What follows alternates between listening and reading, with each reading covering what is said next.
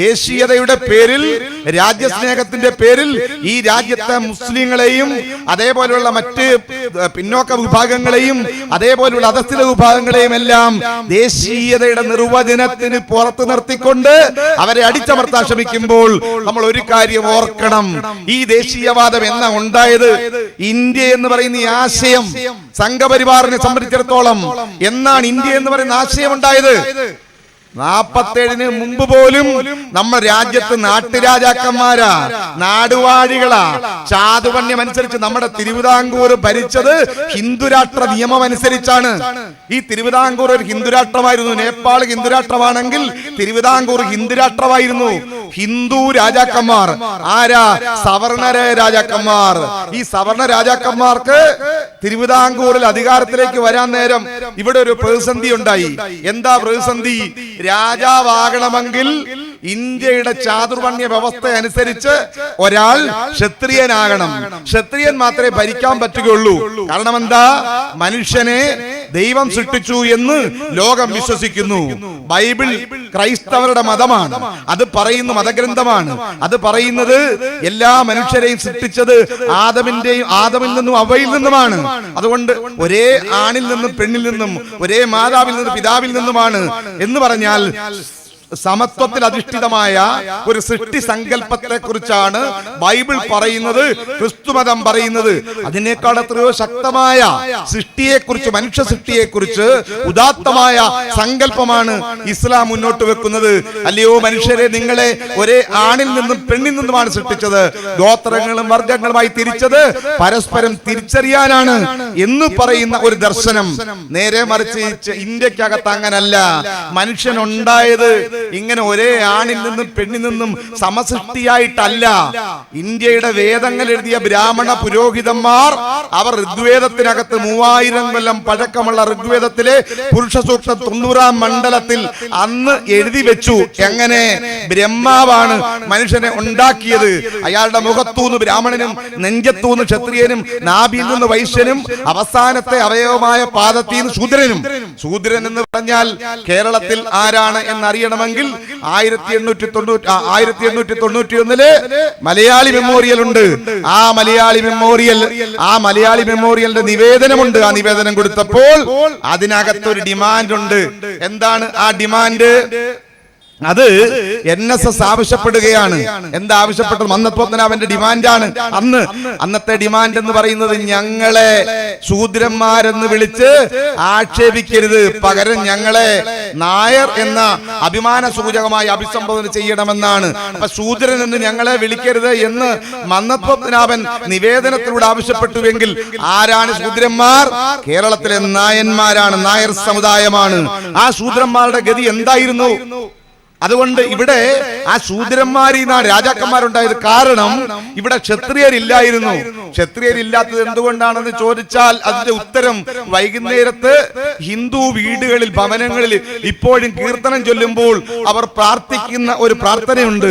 എണ്ണിക്കൊണ്ട് 21 പ്രാവശ്യം എണ്ണമില്ലാത്ത ക്ഷത്രിയ വംശത്തെ നിഗ്രഹിച്ച പരശുരാമ പാഹിമാം എന്നാണ്. എന്ന് പറഞ്ഞാൽ ഈ ഭൂമുഖത്തുള്ള എല്ലാ ക്ഷത്രിയരെയും വെട്ടിക്കൊന്ന് മഴുകൊണ്ട് കൊന്ന പരശുരാമ എന്ന് വിളിച്ച് പ്രാർത്ഥിക്കുക. പരശുരാമൻ ബ്രാഹ്മണനായ ഒരാളായിരുന്നു, ബ്രാഹ്മണർക്ക് വേണ്ടി അവതരിച്ച ആളായിരുന്നു. അയാളുടെ ഒരു ധർമ്മം ക്ഷത്രിയരെ മുഴുവൻ കൊന്നൊടുക്കുകയായിരുന്നു. അതുകൊണ്ട് പരശുരാമൻ കേരളത്തിലെ ക്ഷത്രിയരെ എല്ലാം കൊന്നൊടുക്കി. പിന്നെ കേരളമൊക്കെ ഉണ്ടാകുന്നേ. അതുകൊണ്ട് ഈ കേരളം ഭരിക്കാൻ ക്ഷത്രിയരായ ആൾക്കാരില്ല, അവർക്ക് രാജാവാകാൻ പറ്റില്ല. അപ്പൊ പിന്നെ രാജാവാകാൻ ആരാ? ബ്രാഹ്മണൻ രാജാവാവുകയില്ല. ഭരണം പോലും ഇച്ചിരി ജോലിയുള്ള ഒരു കാര്യമാണല്ലോ. ജോലിയുള്ള, വിയർപ്പൊഴുക്കുന്ന, അല്ലെ പണിയെടുക്കുന്ന ഒന്നും ബ്രാഹ്മണൻ ചെയ്യുകയില്ല. കാരണം മനുസ്മൃതിക്കകത്ത് അതിന്റെ 10-ാം അധ്യായത്തിൽ എഴുതി വെച്ചിട്ടുണ്ട്, യാതൊരു പണിയും എടുക്കാതെ ഈ ഭൂമുഖത്തുള്ള എല്ലാ സമ്പത്തും ജനിച്ച ഒറ്റ കാരണം കൊണ്ട് ഞങ്ങൾക്ക് ബ്രാഹ്മണർക്ക് അവകാശപ്പെട്ടതെന്ന് എഴുതി വെച്ചേക്കുന്നത്. അതുകൊണ്ട് ഒരു പണിയെടുക്കേണ്ടതില്ല, ഒന്നും ചെയ്യേണ്ടതില്ല. ഈ ലോകത്തെ എല്ലാ സമ്പത്തും ബ്രാഹ്മണർക്ക് അവകാശപ്പെട്ടതാണ്, ജന്മാവകാശമാണ്. മനുസ്മൃതിയിൽ അങ്ങനെ എഴുതി വെച്ചിട്ട് ഭരണം നടത്തിയവരാ. അതുകൊണ്ട് അവരെ പണിക്കൊന്നും കിട്ടില്ല. അപ്പൊ പിന്നെ രാജാക്കന്മാരെ വേണ്ടി വന്നപ്പോൾ തിരുവിതാംകൂറിൽ ഒരു ആചാരം ഉണ്ടായിരുന്നു. അതിന്റെ പേരാണ് ഹിരണ്യഗർഭം. ഈ ഹിരണ്യഗർഭം നടത്തിയാൽ ഒരു നായരെ അഥവാ ഒരു ശൂദ്രനെ ക്ഷത്രിയനായി പ്രൊമോട്ട് ചെയ്യും. അതാണ് പ്രൊമോഷൻ കിട്ടാൻ വേണ്ടി നമ്മുടെ നാട്ടിൽ PSC ഒക്കെ ചില ടെസ്റ്റ് എഴുതുന്നത് പോലെയാണ് അന്ന് ഇവിടെ ഉള്ളത് ഹിരണ്യഗർഭമാണ്. എന്താ ഹിരണ്യഗർഭം എന്ന് പറയുന്നത്? രാജാവാകാൻ ആഗ്രഹിക്കുന്ന ശൂദ്രൻ ഒരു ചടങ്ങ് നടത്തണം. എന്താ ചടങ്ങ്? ഹിരണ്യഗർഭം എന്ന ചടങ്ങ്. ആ ചടങ്ങെന്ന് പറഞ്ഞാൽ സ്വർണത്തെ കൊണ്ടൊരു പശുവിനെ ഉണ്ടാക്കണം. എന്നിട്ട് ആ പശുവിന്റെ മലദ്വാരത്തിലൂടെ കയറി വായിലൂടെ ഇറങ്ങണം എന്ന് അതിനകത്തൂടെ കയറി ഇറങ്ങണം. ഇതാണ് ആചാരം. അപ്പോ ഒരു രാജാവാകാൻ ആഗ്രഹിക്കുന്ന ബലിഷ്ഠനായ ഒരു മനുഷ്യന് ഇങ്ങനെ അതിന്റെ അവയവത്തിനകത്തൂടെ കയറി മുമ്പിൽ നിന്ന് പുറകോട്ടോ പുറകിൽ നിന്ന് മുമ്പോട്ടോ കയറി ഇറങ്ങണമെങ്കിൽ എത്രമാത്രം വലിപ്പമുള്ള സ്വർണ്ണ പശുവാണ് എന്ന് നിങ്ങൾ ആലോചിക്കുക. എന്നിട്ട് ആ സ്വർണ്ണ പശുവിന്റെ ഓരോ ഭാഗങ്ങൾ അടർത്തിയെടുത്തിട്ട് ചടങ്ങ് നടത്തുന്ന ബ്രാഹ്മണർക്കായി വീതിച്ചു കൊടുത്താൽ അയാൾ ക്ഷത്രിയനായി പിന്നെ രാജാവാകാം എന്നാണ് പറയുന്നത്. അങ്ങനെയാണ് തിരുവിതാംകൂർ രാജാക്കന്മാരുണ്ടായി എന്ന് പറയുന്നത്. അത്രത്തോളം നോക്കുക. ഇതിനെല്ലാം ഉള്ള പൈസ എവിടുന്ന? ഇങ്ങനെയുള്ള ചടങ്ങ് നടത്തണമെങ്കിൽ അതിന് പണം വേണ്ടേ? നാട് കൊള്ളയടിക്കാൻ 340 തരത്തിലുള്ള കരങ്ങൾ ഇവിടെ ഉണ്ടായിരുന്നു. തലക്കരം, പെണ്ണുങ്ങളുടെ മുലക്കരം, പിന്നെ ആണുങ്ങളുടെ താടിക്കരം, പുരുഷന്മാർക്ക് മീശക്കരം, ഇങ്ങനെ തുടങ്ങി ഒരുപാട് കരങ്ങൾ. ഈ കരങ്ങളെല്ലാം കൂടെ പിരിച്ച് അങ്ങനെ കൊള്ളയടിക്കുന്ന ഒരു നാടുവാഴിത്ത ഭരണ വ്യവസ്ഥ ഇവിടെ ഉണ്ടായിരുന്നത്. അതിൽ നിന്നൊക്കെയാണ് ഇന്ത്യ എന്ന് പറയുന്ന ഈ ആശയം ഉണ്ടാക്കിയത്. അതുകൊണ്ട് അത് ചാതുർവർണ്ണത്തിൽ നിന്നുണ്ടായതല്ല, അത് സവർണ സൃഷ്ടിയല്ല. ഈ ഇന്ത്യ എന്നൊക്കെ പറയുന്നത് എന്തായാലും ഭരണത്തിന് വേണ്ടി, അതിനെ കച്ചവടത്തിന് വേണ്ടി ആദ്യം ബ്രിട്ടീഷുകാർ ഏകീകരിച്ചു. അതിനുശേഷം ഈസ്റ്റ് ഇന്ത്യ കമ്പനി, അതിനുശേഷം സ്വാതന്ത്ര്യ അനന്തര രാജ്യത്ത് രൂപപ്പെടുന്ന ആദ്യ ഭരണം പട്ടേലിന്റെ കാലത്താണല്ലോ നാട്ടുരാജ്യങ്ങൾ ഏകീകരിക്കേണ്ടി വന്നത്. ഞാൻ പറഞ്ഞത് അന്ന് ഈ രാജ്യത്തെ വിഭജിച്ചത് ആരാണെന്ന ചോദ്യത്തിന് സത്യസന്ധമായ ഉത്തരം പട്ടേലിന്റെ, സാക്ഷാൽ വല്ലഭായി പട്ടേലിന്റെ പ്രൈവറ്റ് സെക്രട്ടറി ആയിരുന്ന VP മേനോൻ എഴുതിയ പുസ്തകമുണ്ട്. ആ പുസ്തകത്തിന്റെ പേര് ട്രാൻസ്ഫർ ഓഫ് പവർ എന്നാണ്. ട്രാൻസ്ഫർ ഓഫ് പവർ എന്ന VP മേനോന്റെ പുസ്തകത്തിനകത്ത് അദ്ദേഹം എഴുതുന്നു, നെഹ്റുവിന്റെ ഇടക്കാല ഗവൺമെന്റ് ഉണ്ടായി സ്വാതന്ത്ര്യത്തിന് മുമ്പ്. ആ ഇടക്കാല ഗവൺമെന്റ് ആണ് മുൻകൈ എടുത്തുകൊണ്ട് ഈ രാജ്യത്ത് ഒരു തിരഞ്ഞെടുപ്പ് നടത്തിയ റഫറൻഡം, ഇന്ത്യ വിഭജനത്തെ കുറിച്ച് ഒരു തിരഞ്ഞെടുപ്പ്. ആ വിഭജനത്തെ കുറിച്ച് തെരഞ്ഞെടുപ്പ് അഥവാ വോട്ടിംഗ് നടത്തിയപ്പോൾ ഇടക്കാല സർക്കാരിനകത്തെ അംഗങ്ങളോട് വോട്ട് ചെയ്യാൻ പറഞ്ഞു. VP മേനോൻ പറയുന്നു, ബ്രാഹ്മണരായ സവർണരായ എല്ലാ ദേശീയ നേതാക്കളും ഒരുപോലെ അന്ന് വോട്ട് ചെയ്തത് രാജ്യം വിഭജിക്കണമെന്ന് പറഞ്ഞുകൊണ്ടാണ്. നേരെ മറിച്ച് രാജ്യം വിഭജിക്കരുത് എന്ന് പറഞ്ഞുകൊണ്ട് വിഭജനത്തിനെതിരെ വോട്ട് ചെയ്തത് ഇന്ത്യയിലെ മുസ്ലിം നേതാക്കളാണ്. മുസ്ലിങ്ങളായ ദേശീയ നേതാക്കൾ അവർ വിഭജനത്തിനെതിരായിരുന്നു എന്ന് VP മേനോൻ പറയുമ്പോൾ, എന്തിനായിരുന്നു വിഭജനം? ഇന്ത്യയുടെ ജനസംഖ്യയിലെ നിർണായകമായ ഒരു ജനവിഭാഗമാണ് മുസ്ലിങ്ങൾ.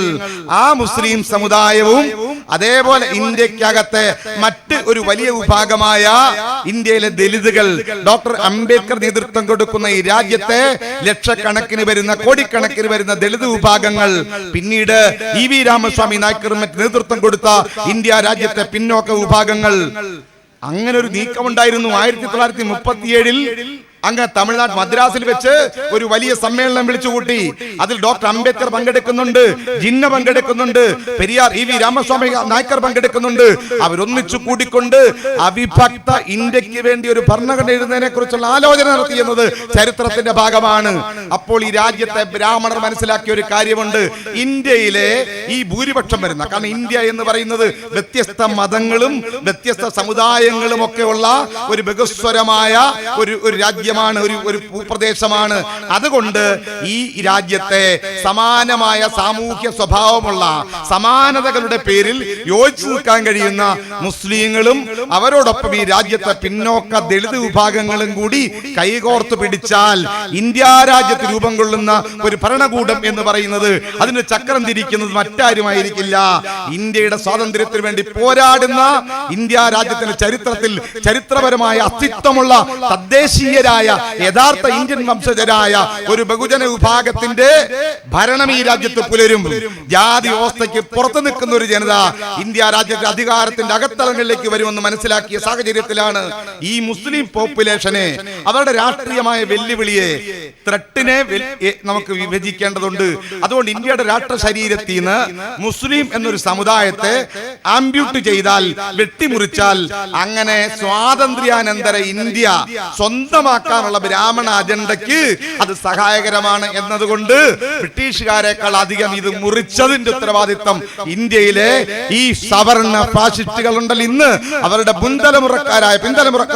മുൻതലമുറക്കാരായ ഈ രാജ്യത്തെ ദേശീയ പ്രസ്ഥാനത്തിനകത്ത് പോലും സ്വാധീനം ചെലുത്തിയ, കടന്ന് കയറിയ ഇത്തരം ബ്രാഹ്മണ മേധാവികളുടെ നീക്കമായിരുന്നു. അതിനേക്കാൾ മുമ്പേ ഈ രാജ്യത്ത് ജാതി ജനങ്ങളെ പല തട്ടുകളാക്കി വിഭജിച്ച ജാതിയുടെ ഒരു സംസ്കാരവും പാരമ്പര്യവും ഒക്കെ അവിടെ നിൽക്കുന്നു. പ്രിയമുള്ളവരെ, എന്താണ് സംഭവിച്ചത്? അതുകൊണ്ട് അന്ന് വെട്ടിമുറിച്ചു. എന്താ സംഭവിച്ചത്? ബ്രിട്ടീഷുകാർ പോയി, പക്ഷേ ബ്രിട്ടീഷ് അനന്തര ഇന്ത്യയിൽ രാജ്യത്ത് രൂപപ്പെടേണ്ട ഒരു ഭരണവ്യവസ്ഥയെ കുറിച്ച്, രാജ്യത്ത് രൂപപ്പെടേണ്ട ഒരു രാഷ്ട്രീയ സംവിധാനത്തെ കുറിച്ച് ഇന്ത്യയിലെ ഈ പറയുന്ന മേലാള വിഭാഗത്തിന് യാതൊരു വിധമായ സങ്കല്പങ്ങളും ഉണ്ടായിരുന്നില്ല. അതിന്റെ കാരണം എന്താ? അത് ചരിത്രമാണ്. ഈ രാജ്യത്ത് വട്ടമേശ സമ്മേളന ചരിത്രം എടുത്താൽ, അല്ലെങ്കിൽ നമുക്കറിയാം ഈ രാജ്യത്ത് 1927 സൈമൺ കമ്മീഷൻ വരുമ്പോഴോ വട്ടമേശ സമ്മേളനങ്ങളുടെ കാലഘട്ടത്തിലോ 45 ക്യാബിനറ്റ് മിഷൻ അഥവാ ക്രിസ് മിഷൻ വരുമ്പോഴോ ഒന്നും ഇന്ത്യയിലെ ജനങ്ങളെ എല്ലാവരെയും ഒരുപോലെ ഉൾക്കൊള്ളുന്ന ഒരു രാഷ്ട്രീയ വ്യവസ്ഥയെ കുറിച്ചുള്ള, ജനാധിപത്യത്തെ കുറിച്ചുള്ള ഒരു ഭാവനയും ആശയങ്ങളും ഈ രാജ്യത്തെ ജാതി മേധാവികളായ സവർണ ബ്രാഹ്മണ മേധാവികൾ മുന്നോട്ട് വെച്ചിട്ടില്ല. അത് ഈ രാജ്യത്തെ ചരിത്രമാണ്. നേരെ മറിച്ച് ഞാൻ പറയാൻ ആഗ്രഹിക്കുന്നു, ഇന്ത്യയിലെ എല്ലാ സമൂഹങ്ങൾക്കും പ്രാതിനിധ്യമുള്ള, എല്ലാവർക്കും പങ്കാളിത്തമുള്ള ഒരു പാർട്ടിസിപ്പേറ്ററി ഡെമോക്രസി, പ്രാതിനിധ്യ ജനാധിപത്യം, അതിന് വിളിക്കാവുന്ന മറ്റൊരു പേര് സോഷ്യൽ ഡെമോക്രസി എന്നാണ്, സാമൂഹ്യ ജനാധിപത്യം. അങ്ങനെ സാമൂഹ്യ ജനാധിപത്യം എന്ന് പറയുന്ന ഒരു ആശയം എന്ന് പറഞ്ഞാൽ ഇന്ത്യയിൽ രൂപപ്പെടുന്ന ഒരു ഭരണകൂടത്തിൽ എല്ലാ വിഭാഗങ്ങൾക്കും, മുസ്ലിങ്ങൾ, ദലിതുകൾ, പിന്നോക്ക വിഭാഗങ്ങൾ, ക്രിസ്ത്യാനികൾ, ആംഗ്ലോ ഇന്ത്യൻസ്, അങ്ങനെ തുടങ്ങിയ എല്ലാവർക്കും അതാത് പ്രാതിനിധ്യ ജനസംഖ്യ അടിസ്ഥാനത്തിൽ പ്രാതിനിധ്യം എല്ലാ മണ്ഡലങ്ങളിലും ലഭിക്കുന്ന ഒരു ഭരണത്തെ കുറിച്ചുള്ള ആശയങ്ങൾ ഉയർത്തിയത് വട്ടമേശ സമ്മേളനങ്ങളിൽ ഇന്ത്യയിലെ മുസ്ലിം നേതാക്കന്മാരാണ്. പിന്നീട് ഡോക്ടർ അംബേദ്കറെ പോലുള്ള പിന്നോക്ക സമുദായത്തിൽ നിന്നുള്ള നേതാക്കന്മാരാണ്. അത്തരം ആശയങ്ങൾ അടിസ്ഥാനത്തിലാണ് നമ്മുടെ രാജ്യത്ത് ഒരു ഭരണഘടനാ അസംബ്ലി ഉണ്ടാകണമെന്ന് തീരുമാനിച്ചത്.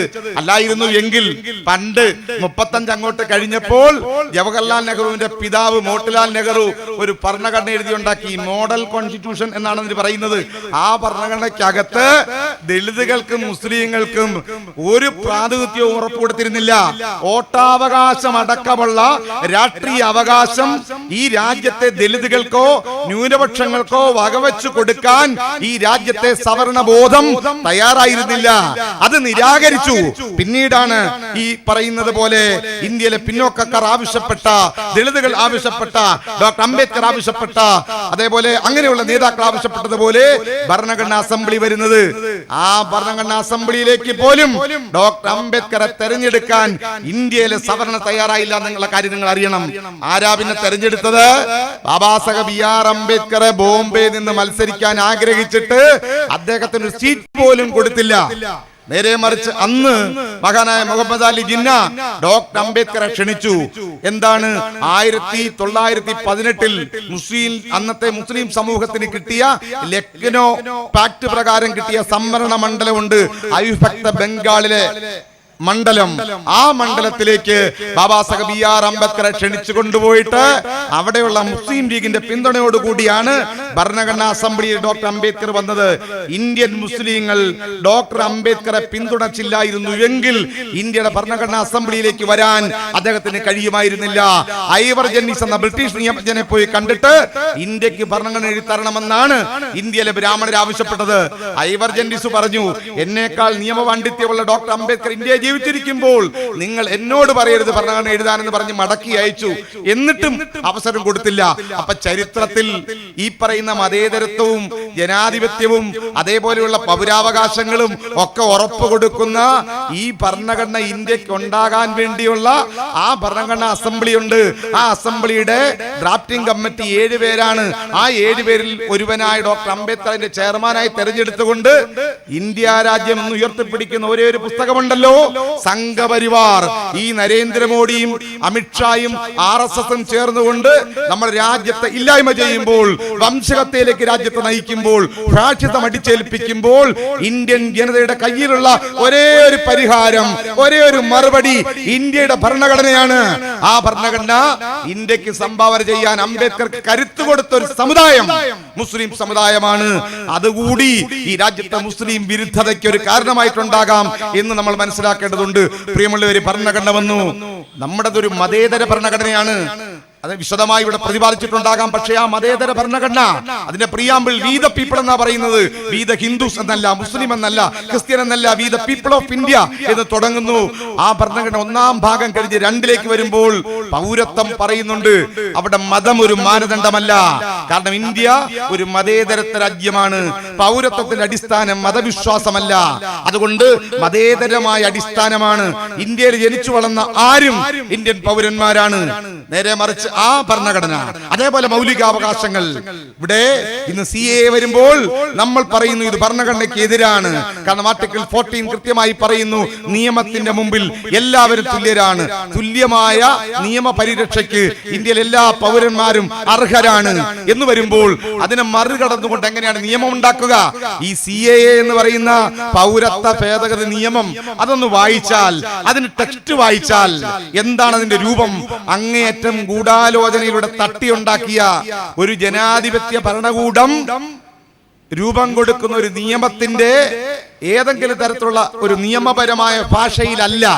നിയമപരമായ ഒരു ഭാഷ, ഒരു ജനാധിപത്യ സങ്കല്പത്തില്, ഒരു മതേതര സംവിധാനത്തില്, ഒരു നിയമത്തിന് അല്ലെ ഒരു ഭേദഗതിക്ക് രൂപം കൊടുക്കുമ്പോൾ അത് എല്ലാ ജനങ്ങളെയും ഒരുപോലെ ഉൾക്കൊള്ളുന്നതായിരിക്കണം.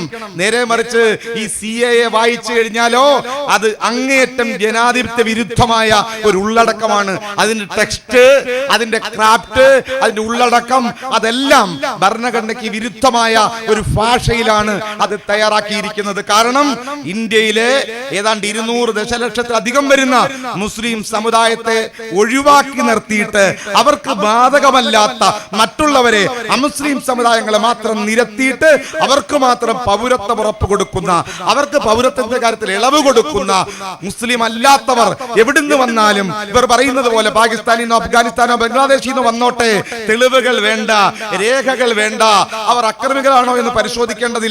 അവരാര് തന്നെയാണെങ്കിലും അവന് പൗരത്വം കൊടുക്കുക. നേരെ മറിച്ച് ഈ രാജ്യത്ത് തലമുറകളായി ജീവിക്കുന്നവരാകട്ടെ, എല്ലാ തെളിവുകളും ഉണ്ട് എന്നിരിക്കട്ടെ, പക്ഷേ മുസ്ലിങ്ങളുടെ പൗരത്വം സംശയിക്കപ്പെടേണ്ടതുണ്ട്. അവർക്ക് പൗരത്വം കൊടുക്കേണ്ടതില്ല എന്ന നിലയ്ക്ക് അവരെ മാറ്റി നിർത്തുന്ന അങ്ങേയറ്റം വിഭജനകരമായ, അങ്ങേയറ്റം വിവേചനകരമായ ഒരു നിയമമാണ്. ഈ നിയമത്തിന്, അങ്ങനെ ഒരു നിയമത്തിന് രൂപം കൊടുക്കാൻ നമ്മുടെ ഭരണഘടന ഉള്ളിടത്തോളം കാലം ആ ഭരണഘടന അടിസ്ഥാനമാക്കി ഭരണം നടത്തുന്ന ഒരു ഭരണകൂടത്തിന്, ഒരു ഗവൺമെന്റിന് ആ ഭരണഘടന നടപ്പിലാക്കാൻ നിയോഗിക്കപ്പെട്ട നമ്മുടെ രാജ്യത്തെ തെരഞ്ഞെടുത്ത ജനപ്രതിനിധി സഭയായ പാർലമെന്റിന് കഴിയില്ല. ഇപ്പോ BJP പറയുന്നത് എന്താണ്? CAയും NRCയും NPRന്റെ ഒക്കെ പശ്ചാത്തലത്തിൽ രാജ്യത്ത് ഉയർന്നു വന്നിരിക്കുന്ന ഈ ചരിത്രത്തിൽ ഏറ്റവും വലിയ ജനാധിപത്യ പ്രക്ഷോഭത്തോട് മുഖം തിരിഞ്ഞു നിന്നുകൊണ്ട് അവർ പറയുന്നത് പാർലമെന്റ് പാസാക്കിയ നിയമമാണിത്, രാജ്യസഭ പാസാക്കിയ നിയമമാണിത്, ഇന്ത്യൻ പ്രസിഡന്റ് ഒപ്പിട്ട ഒരു നിയമമാണിത്, അതുകൊണ്ട് പുറകോട്ട് പോകേണ്ടതില്ല, ഞങ്ങൾ ഇതുമായി മുന്നോട്ട് പോകുമെന്നാണല്ലോ പറയുന്നത്.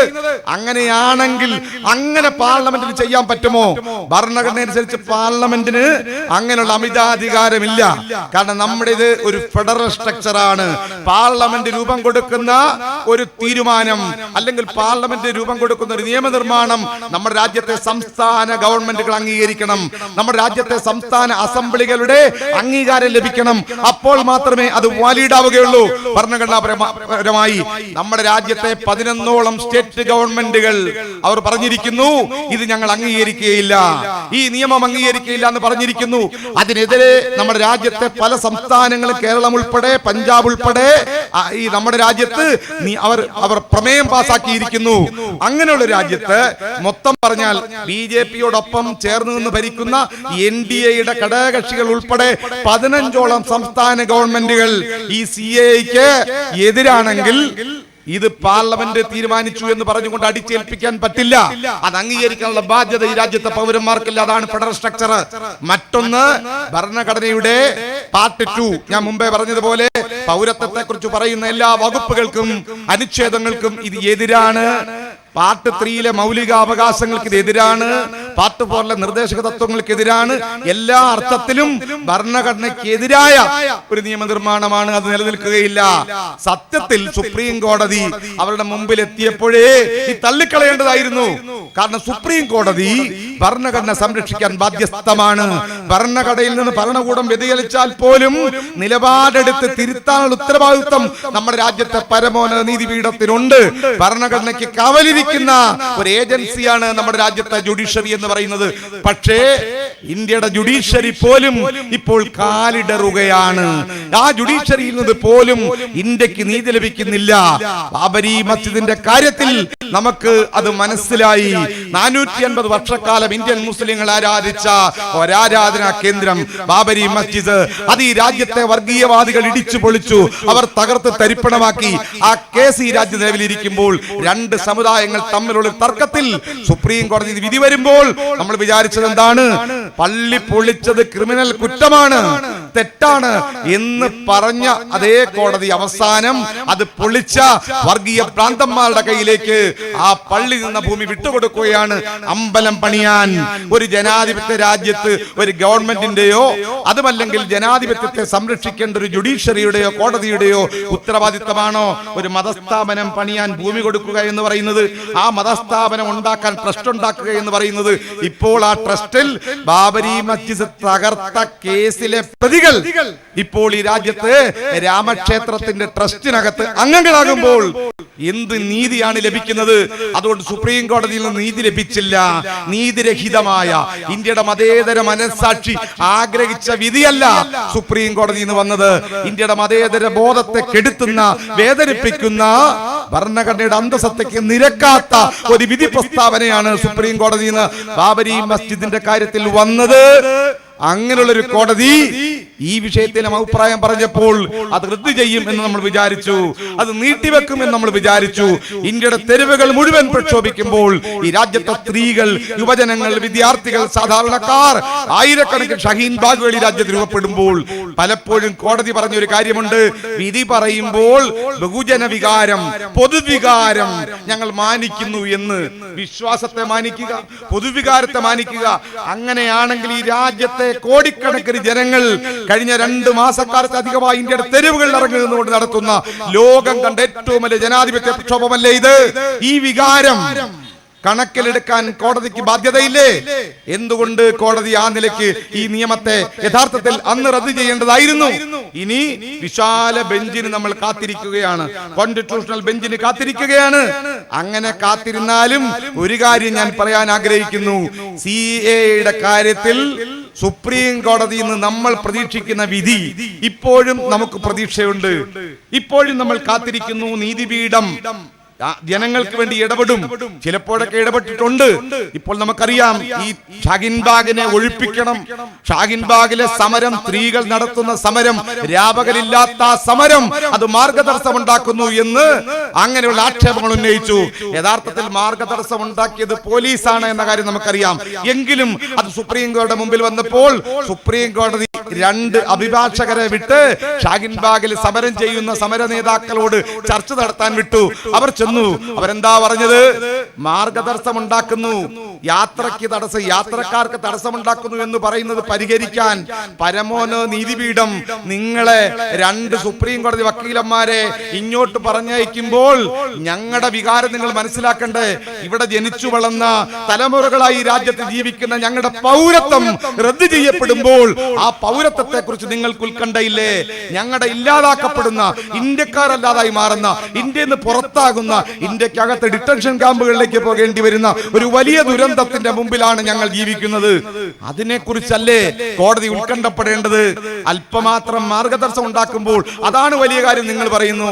സത്യത്തിൽ ഷഹീൻബാഗിലെ സ്ത്രീകളുടെ അഭിപ്രായങ്ങൾ കേട്ടിട്ട് ആ വക്കീലന്മാർ പറഞ്ഞൊരു കാര്യമുണ്ടല്ലോ, ഞങ്ങൾ ഈ സമരം ചെയ്യുന്ന സ്ത്രീകൾക്കൊപ്പമാണ്, ഷഹീൻബാഗിലെ ഈ പോരാളികൾക്കൊപ്പമാണ്, മനസ്സുകൊണ്ട് ഞങ്ങൾ, ഹൃദയം കൊണ്ട് ഞങ്ങൾ എന്ന് പറഞ്ഞ് അവർ മടങ്ങിപ്പോവുകയാണ് ചെയ്തത്. പ്രിയമുള്ളവരെ, അതുകൊണ്ട് അങ്ങനെ പറഞ്ഞു. പിന്നീട് സമരം ചെയ്യുക എന്നത് അവകാശമാണ് പൗരന്മാരുടെന്നൊക്കെ ഇടക്കാലം ഇപ്പോൾ കോടതിയിൽ അഭിപ്രായങ്ങൾ പറഞ്ഞിട്ടുണ്ട്.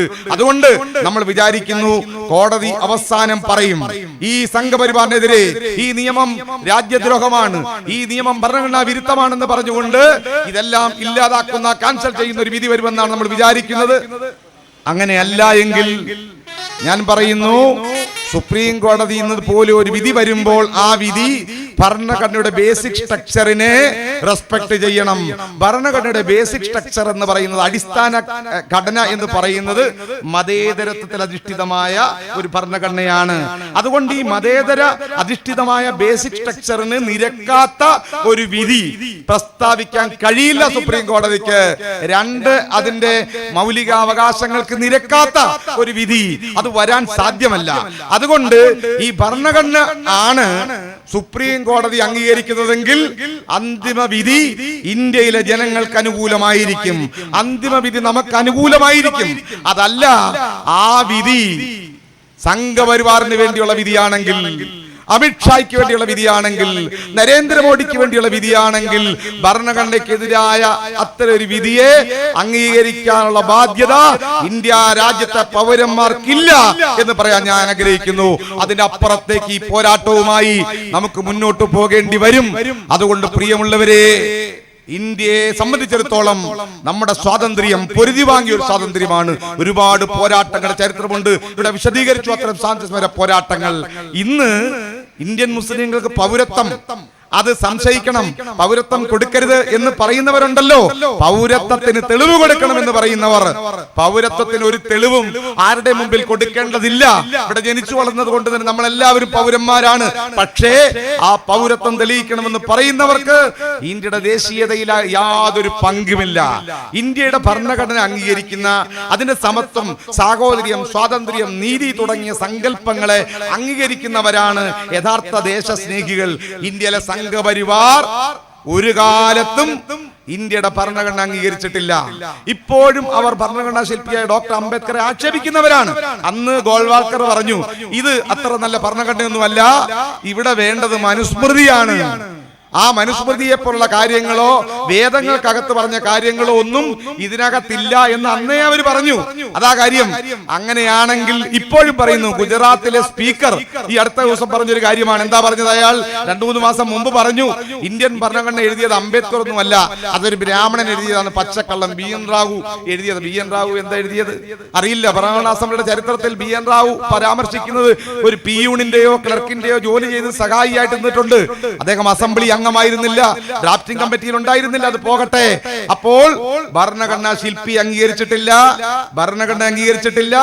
ഇന്ത്യയുടെ ദേശീയ സ്വാതന്ത്ര്യ സമരത്തിനകത്ത് കാർത്തിക് അത് വളരെ വ്യക്തമായി പറഞ്ഞിട്ടുണ്ടാകുമെന്നറിയാം. സ്വാതന്ത്ര്യ സമരത്തിൽ പങ്കെടുത്ത് ഊർജം വേസ്റ്റാക്കരുത്.